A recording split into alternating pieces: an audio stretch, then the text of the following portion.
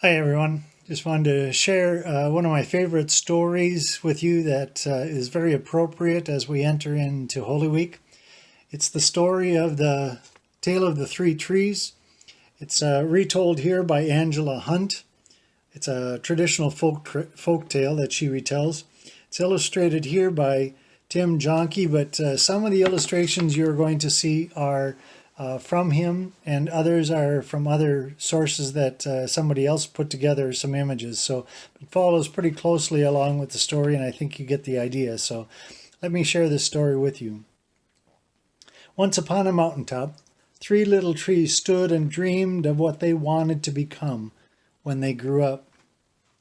The first little tree looked up at the stars twinkling like diamonds above him.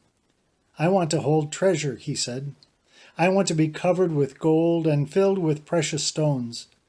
I will be the most beautiful treasure chest in the world." The second little tree looked out at the small stream trickling on by its way to the ocean. "I want to be a strong sailing ship," he said. "I want to travel mighty waters and carry powerful kings.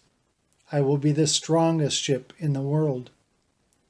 The third little tree looked down into the valley below, where busy men and busy women worked in a busy town.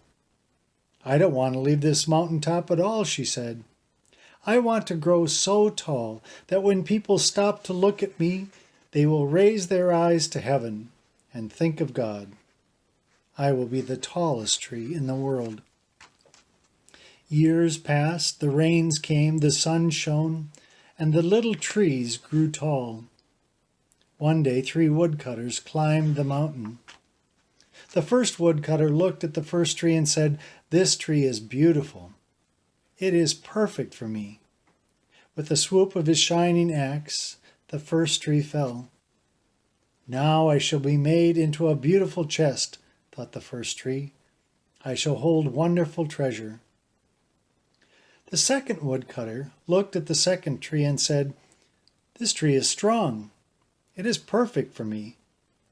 With a swoop of his shining axe, the second tree fell. "Now I shall sail mighty waters," thought the second tree. "I shall be a strong ship, fit for kings." The third tree felt her heart sink when the last woodcutter looked her way. She stood straight and tall and pointed bravely to heaven. But the woodcutter never even looked up. "Any kind of tree will do for me," he muttered. With a swoop of his axe, the third tree fell. The first tree rejoiced when the woodcutter brought him to a carpenter's shop. But the busy carpenter was not thinking about treasure chests. Instead, his work-worn hands fashioned the tree into a feed box for animals. The once beautiful tree was not covered with gold or filled with treasure.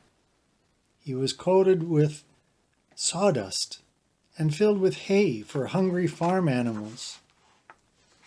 The second tree smiled when the woodcutter took him to a shipyard. But no mighty sailing ships were being made that day. Instead, the once strong tree was hammered and sawed into a simple fishing boat. Too small and too weak to sail an ocean or even a river, he was taken to a little lake. Every day he brought in loads of dead, smelly fish. The third tree was confused when the woodcutter cut her into strong beams and left her in a lumber yard. What happened? The once tall tree wondered. All I ever wanted to do was to stay on the mountaintop and point to God. Many, many days and nights passed. The three trees nearly forgot their dreams. But one night, golden starlight poured over the first tree as a young woman placed her newborn baby in the feed box. "I wish I could make a cradle for him," her husband whispered. The woman squeezed his hand and smiled as the starlight shone on the smooth and sturdy wood. "This manger is beautiful," she said. And suddenly the first tree knew that he was holding the greatest treasure in the world. One evening, a tired traveler and his friends crowded into the old fishing boat. The traveler fell asleep as the second tree quietly sailed out into the lake. Soon a thundering and thrashing storm arose. The little tree shuddered. He knew he did not have the strength to carry so many passengers safely through the wind and rain. The tired man awakened. He stood up, stretched out his hand, and said, "Peace." The storm stopped as quickly as it had begun. And suddenly the second tree knew he was carrying the King of heaven and earth. One Friday morning, the third tree was startled when her beams were yanked from the forgotten woodpile. She flinched as she was carried through an angry, jeering crowd. She shuddered when soldiers nailed a man's hands to her. She felt ugly and harsh and cruel. But on Sunday morning, when the sun rose and the earth trembled with joy beneath her, the third tree knew that God's love had changed everything. It had made the first tree beautiful. It had made the second tree strong. And every time people thought of the third tree, they would think of God. That was better than being the tallest tree in the world. Hope you enjoyed it. Thanks for listening. Have a happy Holy Week, and especially a happy Easter. Blessings and peace.